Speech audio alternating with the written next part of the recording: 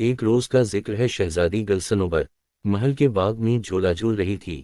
شہزادی کو باغ میں جھولا جھولنا بہت اچھا لگتا تھا۔ وہ اپنی کنیزوں کے ساتھ روز شام کو یہاں آتی تھی۔ شہزادی حسب معمول جھولا جھول رہی تھی کہ اچانک اس کی نظر ایک نہایت خوبصورت پرندے پر پڑی۔ اس کا رنگ سنہری تھا اور سر پر ایک چھوٹا سا تاج بھی تھا۔ وہ درخت پر بیٹھا اسے ہی دیکھ رہا تھا۔ اس کی خوبصورتی دیکھ کر شہزادی گلصنوبر دنگ رہ گئی اور جھولے سے اتر کر اس درخت کے نزدیک آ گئی جس پر وہ خوبصورت پرندہ بیٹھا ہوا تھا۔ اس نے پرندے سے کہا، تم کتنے خوبصورت پرندے ہو، آؤ میرے پاس آؤ، میں تمہیں کھٹی میٹھی رس بھری کھلاؤں گی۔ اس کی بات سن کر پرندے نے کہا، میرا دل تو چاہ رہا ہے کہ تم جیسی اچھی اور خوش اخلاق لڑکی کے ساتھ کچھ دیر بیٹھ کر باتیں کروں اور کھٹی میٹھی رس بھریاں کھاؤں، مگر میں تو نگر نگر کی سیر کرنے کے لیے نکلا ہوں، اس لیے چلتا ہوں۔ یہ کہہ کر اس نے اپنے پر پھڑپھڑائے اور اڑ گیا۔ شہزادی صنوبر کو بہت حیرت ہوئی کہ وہ خوبصورت پرندہ انسانوں کی طرح باتیں کرتا تھا۔ وہ بھاگ کر بادشاہ کے پاس آئی اور بولی، ابتا حضور، مجھے وہ بولنے والا پرندہ چاہیے ابھی۔ اسی وقت پہلے تو بادشاہ کی سمجھ میں کچھ نہیں آیا کہ شہزادی صنوبر کیا کہہ رہی ہے، مگر جب کنیزوں نے بتایا کہ درخت پر ایک سنہری پرندہ آ کر بیٹھا تھا اور انسانی زبان میں کچھ کہہ رہا تھا، تو بادشاہ نے کہا، بیٹی، میں نے کہانیوں میں تو سنا ہے کہ پرستان میں کچھ ایسے پرندے بھی ہوتے ہیں جو انسانوں کی طرح باتیں کرتے ہیں۔ وہ پرندہ پرستان سے ہی آیا ہوگا، ہو سکتا ہے وہ کل پھر آئے۔ اگلے روز شہزادی صنوبر انتظار ہی کرتی رہی، مگر وہ پرندہ دوبارہ نہیں آیا۔ اس کی فکر میں شہزادی نے پورے دن نہ کچھ کھایا اور نہ کچھ پیا۔ جب رات ہوئی تو وہ بالکل ہی نا امید ہو گئی اور ملکہ کے گلے لگ کر رونے لگی۔ ملکہ نے اسے مختلف طریقوں سے بہلانے کی کوشش کی، مگر اس عجیب واؤ غریب پرندے کے خیال کو شہزادی صنوبر کے دل سے نہ نکال سکی۔ اپنی چہیتی بیٹی کی اداسی دیکھ کر بادشاہ بھی پریشان ہو گیا تھا۔ جب 2-3 روز اسی طرح گزر گئے تو ملکہ اور بادشاہ کی تشویش میں اضافہ ہو گیا۔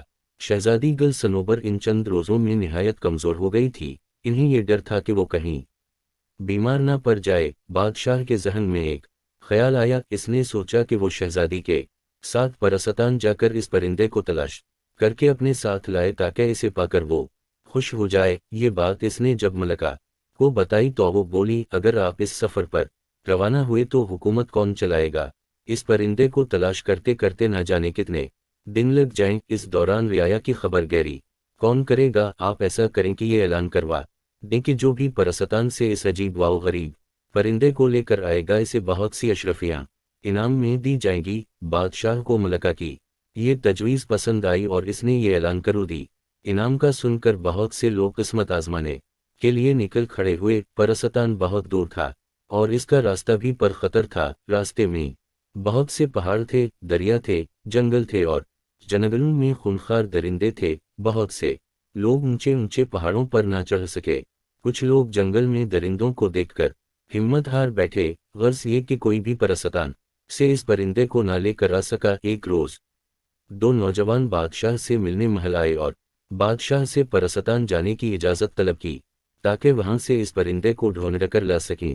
بادشاہ نے انہیں اجازت دے دی اور تاکید کی کہ وہ اس پرندے کو لے کر جلد سے جلد آنے کی کوشش کریں، کیونکہ شہزادی گلصنوبر کی حالت دن بے دن بگڑتی جا رہی تھی۔ دونوں نوجوان اپنے اپنے گھوڑوں پر سوار ہو کر اس پر خطر سفر پر روانہ ہو گئے۔ ان میں سے ایک کا نام شہریار تھا اور وہ ایک لکڑہارے کا بیٹا تھا۔ دوسرے نوجوان کا نام سلیم تھا اور اس کا باپ ریشمی کپڑوں کا تاجر تھا۔ سلیم چونکہ ایک دولت مند تاجر کا بیٹا تھا، اس لیے اس میں بہت غرور تھا۔ اس نے شہریار سے کہا، تم جا کر اپنے باپ کے ساتھ جنگل سے لکڑیاں کاٹو اور انہیں گدھے پر لاد کر شہر میں بیچو۔ تم ان چکروں میں کہاں پر گئے ہو؟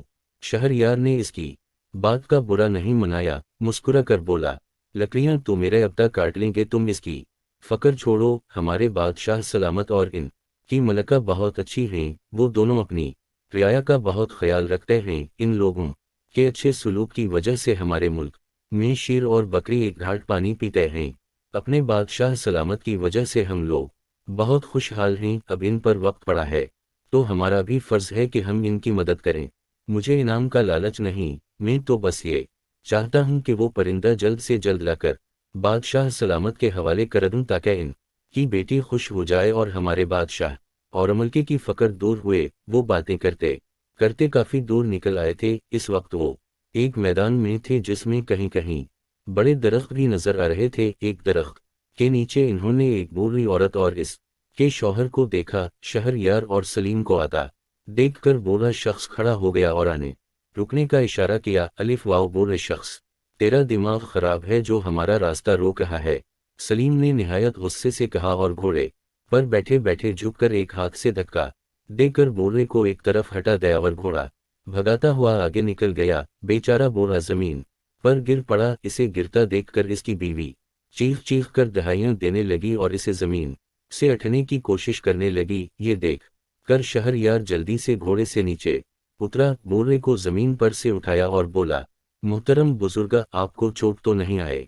बूढ़ा कराहता हुआ खड़ा हो गया और बोला, बुरा हो इस बदबख्त का, मुझे पहले से पता होता कि वो ऐसा है तो मैं कभी इसे अपनी मदद के लिए नहीं रोकता। इसे छोड़िए, मुझे बताइए मैं आपकी क्या मदद कर सकता हूँ।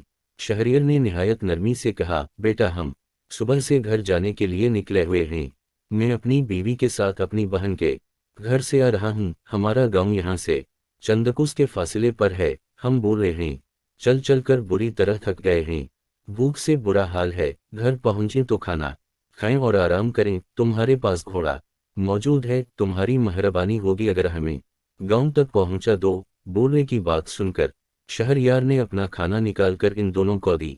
ये खाना इसकी मां ने इसके साथ कर दिया था ताकि सफर के दौरान इसे भूख लगे तो वो इसे खा ले। जब वो दोनों खाना खा चुके तो शहरयार ने दोनों को घोड़े पर सवार कराया और खुद घोड़े की बाग पकड़ कर तेज तेज कदमों से इनके गांव की सिमत रवाना हो गया। दोनों मियाँ बीवी इसे दुआएं दे रहे था। शाम होते होते वो एक गांव में पहुंच गए। उसी गांव में इन बूढ़े मियाँ बीवी का घर था। घर पहुंचकर बूढ़े और इसकी बीवी ने बड़े इसरार से शहरयार को इस बात पर आमादा कर लिया कि वो अगले रोज तक इन के घर ही ठहरे, क्योंकि रात सर पर थी और रात को सफर यूं भी मुनासिब नहीं होता। शहरयार ने इनकी बात मान ली। रात खाने के बाद बूढ़े ने कहा, अब नौजवान तुम बताओ कहाँ से आ रहे हो और कहाँ जा रहे हो। जवाब में शहरयार ने इसे पूरी कहानी सुना दी और बताया कि वो बोलने वाले परिंदे की तलाश में परसतान जा रहा है ताकि उसे ले जाकर शहजादी गुल सनोबर के हवाले कर सके। इसकी बात सुनकर बूढ़ा सोच में पड़ गया। कुछ देर बाद इसने कहा, परसतान में कुछ ऐसे नायाब परिंदे भी होते हैं जो इंसानों की तरह बातें करते हैं, मगर इन्हें वहां जा कर तलाश करना पड़ेगा। परसतान जाने के दो रास्ते हैं। एक रास्ते पर खतरात बहुत हैं और इसका रास्ता भी बहुत तवील है। दूसरा रास्ता करीब का रास्ता है। अगर घोड़ा तेज रफ्तार हो तो 1 घंटा में वहां पहुंचा जा सकता है। इस रास्ते पर कोई खतरा भी नहीं है। अगले रोज शहरयार सुबह सवेरे बेदार हो गया। बूढ़े ने उसे परसतान का रास्ता अच्छी तरह समझा दिया था। वो रवाना होने लगा तो बूढ़े ने अपने घर के पिछले हिस्से में लगे दरख्तों से बहुत सारे अमरूद तोड़कर इसे दिए और बोला, परसतान के परिंदे अमरूद बहुत शौक से खाते हैं। ये फल परसतान में नहीं होता है, उसीलिए इनकी तलाश में वो इंसानों की दुनिया में आ जाते हैं। तुम ये अमरूद अपने पास रखो, मुझे यकीन है कि इनकी खुशबू वहां के परिंदों को तुम्हारी तरफ मुतवज्जो है कर देगी। हो सकता है इनमें कोई ऐसा परिंदा भी हो जो इंसानों की तरह बातें करता हो। शहरयार ने अमरूद लेकर इसका शुक्रिया अदा किया और घोड़े पर सवार होकर वहां से रवाना हो गया। जिस रास्ते पर इसका घोड़ा दौड़ रहा था वो बहुत साफ सुथरा और हमवार था। एक लंबी पगडंडी थी जिसके दोनों अलिफ तरफ में हरी हरी घास थी। कहीं कहीं फूलों के पौधे भी नजर आ जाते थे। वो बहुत जल्द परसतान पहुंच गया। वो परसतान में दाखिल हुआ तो चारों तरफ बहुत चहल पहल नजर आ रही थी। हसीन वाओ जमील परियां खूबसूरत और रंग बरंगी लिबास पहने इधर से इधर उड़ती फिर रही थीं। इसकी नजरें दरख्तों पर लगी हुई थीं ताकि इसे परिंदे नजर आ जाएं। चलते चलते वो एक बाग में पहुंचा। वहां पर बहुत सारे छोटे बड़े निहायत खूबसूरत परिंदे फिजा में उड़ते फिर रहे थे। वो सब अपनी सुरीली आवाजों में चहचहा रहे थे, मगर इनमें से कोई भी ऐसा नहीं था जो इंसानी जबान में बातें कर रहा हो। शहरियर को मायूसी तो हुई, मगर इसने हिम्मत नहीं हारी। इसने घास पर बैठकर कुछ अमरूद की काशी अपने सामने एक कपड़ा बिछा कर रख दें। अमरूदों की खुशबू से जितने भी परिंदे थे वो वहां आ गए और अपनी ननथी ननथी चोंचों से इन्हें खाने लगे। और भाई परिंदों क्या हाल है, اس نے کہا مگر کسی نے بھی اس کی بات کا جواب نہیں دیا۔ شہریار سمجھ گیا کہ ان پرندوں میں کوئی ایسا نہیں ہے جو انسانوں کی طرح بولتا ہو۔ امرود کی کاشیں ختم ہو گئیں تو وہ سب خوشی سے چہچہاتے ہوئے اڑ گئے۔ اچانک ایک سنہرے پروں والا پرندہ فضا سے اڑتا ہوا آیا اور شہریار کے سامنے بیٹھ کر بولا، افسوس مجھے آنے میں دیر ہو گئی ہے، سارے امرود تو ختم ہو گئے ہیں۔ شہریار اس سنہری پرندے کو انسانی زبان میں بولتا دیکھ کر خوشی سے باغ باغ ہو گیا۔ اس نے ایک بڑا سے پیلا پیلا نرم گدیلا امرود نکال کر اس پرندے کے سامنے رکھا اور بڑے پیار سے بولا، پیارے پرندے فکر نہ کرو، میرے پاس اور بھی امرود موجود ہیں۔ یہ سن کر پرندہ فدکتا ہوئے اس کے پاس آ کر بیٹھ گیا اور مزے سے اس کا دیا ہوا امرود کھانے لگا۔ کیا تم میرے ساتھ انسانوں کی دنیا میں چلنا پسند کرو گے؟ آخر شہریار نے اپنے مطلب کی بات کہہ ہی دی، کیوں نہیں؟ پرندے نے جلدی سے کہا، مجھے وہاں رہنا بہت اچھا لگتا ہے، وہاں امرودوں کے بھی بہت سے باغ ہیں، مجھے امرود کھانا بہت پسند ہے، اگر میں تمہارے ساتھ چلوں تو تم مجھے پنجرے میں تو نہیں رکھو گے؟ مجھے پنجرے میں بند ہو کر رہنا بالکل پسند نہیں ہے، میں تمہاری تلاش میں بہت دور کا سفر طے کر کے آ رہا ہوں۔ ہمارے بادشاہ کی بیٹی تمہیں یاد کر کر کے ہلکان ہو گئی ہے، اس نے کھانا پینا بھی چھوڑ دیا ہے، میں تمہیں لے جا کر اسی شہزادی کے حوالے کر دوں گا، وہاں محل میں تم بہت آرام سے رہو گے، میں اسے بتا دوں گا کہ وہ تمہیں پنجرے میں بند نہ کرے۔ شہریار نے کہا، میں کچھ روز پہلے شہزادی سے مل چکا ہوں، میں شہر شہر گھومنے پھرنے نکلا تھا اور اتفاق سے محل کے باغ میں میری شہزادی سے ملاقات ہو گئی تھی، وہ ایک بہت اچھی اور خوش اخلاق لڑکی ہے، میں بخوشی اس کے پاس رہنے کو تیار ہوں، پرندے نے کہا اور اڑ کر شہریار کے ہاتھ پر بیٹھ گیا۔ شہریار کا مقصد پورا ہو گیا تھا، لہذا وہ واپسی کے سفر پر روانہ ہو گیا۔ پرندہ کافی اونچائی پر اس کے گھوڑے کے ساتھ اڑ رہا تھا، ابھی وہ اپنے ملک کی حدود میں داخل ہوا ہی تھا کہ اس نے سلیم کو دور سے آتے ہوئے دیکھا۔ اس کی حالت انتہائی خراب تھی، اس کا جسم دھول مٹی سے اٹا ہوا تھا اور کپڑے بھی بہت بوسیدہ ہو گئے تھے، اس کا گھوڑا بھی نہایت کمزور ہو گیا تھا۔ شہریار سمجھ گیا کہ پرستان جانے کے لیے سلیم اس پر خطر راستے پر نکل گیا ہوگا جس کے بارے میں بوڑھے نے اسے بتایا تھا۔ سلیم نے بھی اسے دیکھ لیا تھا، وہ اس کے قریب آیا، دونوں ایک دوسرے سے ملے۔ شہریار کے پوچھنے پر سلیم نے بتایا، مجھ سے بڑی غلطی ہوئی جو میں انعام کے لالچ میں اس سفر پر نکل کھڑا ہوا، پرستان کے راستے میں بڑے خطرات تھے، میں بڑی مشکل سے اپنی جان بچا کر بھاگا ہوں۔ شہریار نے اسے اپنی کہانی سنائی اور بتایا کہ اس نے ان بوڑھے میاں بیوی کو اپنے گھوڑے پر بٹھا کر ان کے گاؤں پہنچایا تھا۔ بوڑھے نے خوش ہو کر اس کی مدد کی، جس کی وجہ سے وہ بولنے والا پرندہ حاصل کرنے میں کامیاب ہو گیا ہے۔ وہ پرندہ تو تمہارے پاس نظر نہیں آ رہا، کہاں ہے وہ؟ سلیم نے بڑے اشتیاق سے پوچھا۔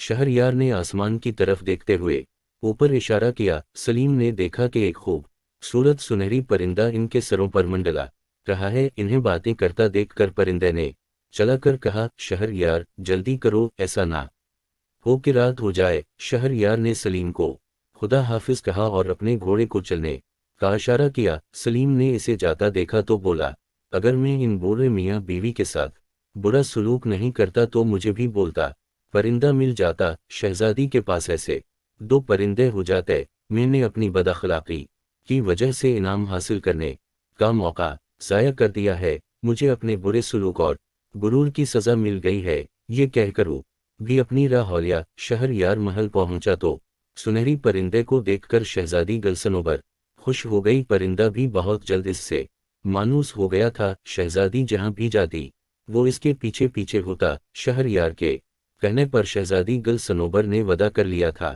کہ وہ پرندے کو پنجرے میں نہیں رکھے گی۔ شہزادی گلصنوبر کو خوش دیکھ کر بادشاہ اور ملکہ نے بھی سکہ سانس لیا۔ بادشاہ نے شہریار کی ہمت اور بہادری کی بہت تعریف کی۔ رات ہو گئی تھی، اس لیے بادشاہ نے شہریار کو گھر نہیں جانے دیا اور اسے شاہی مہمان خانے میں ٹھہرانے کا حکم دیا۔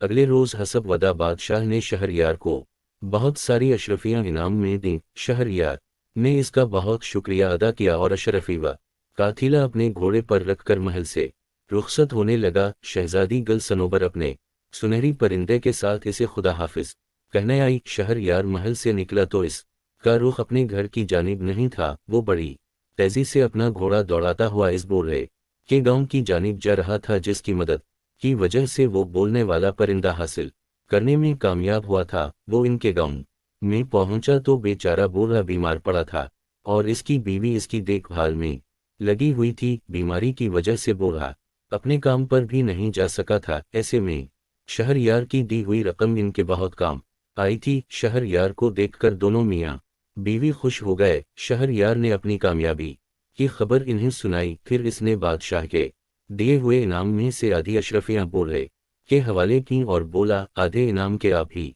हकदार हैं। अगर आप मेरी मदद ना करते तो मुझे वो परिंदा कभी भी ना मिलता। इतनी बहुत सी अशरफियां पाकर वो दोनों खुश हो गए और शहरयार को दाएं देने लगे। इसके बाद शहरयार अपने घर आया। इसने पूरी कहानी अपने माँ बाप को सुनाई और बादशाह से मिला हुआ आधा इनाम इनके हवाले किया। इसके माँ बाप तो खुशी से फूला नहीं समा रहे थे। वो इस बात पर भी बहुत खुश थे कि इनके बेटे ने अपने मसलों को फरामोश नहीं किया था और इनाम का आधा हिस्सा इन्हें भी दिया था। इनाम में मिली हुई अशरफियों से शहरयार ने अपना कारोबार कर लिया। इसके बाप ने भी जंगल से लकड़ियां काटकर फरोख्त करना छोड़ दिया और कारोबार में अपने बेटे का हाथ बटाने लगा। थोड़े ही दिनों में इनका कारोबार खूब चमक उठा। यूं एक लकड़हारे का बेटा कमजोर इंसानों से मोहब्बत और इनकी मदद करने के सले में अपने माँ बाप के साथ एक खुश हाल जिंदगी गुजारने लगा।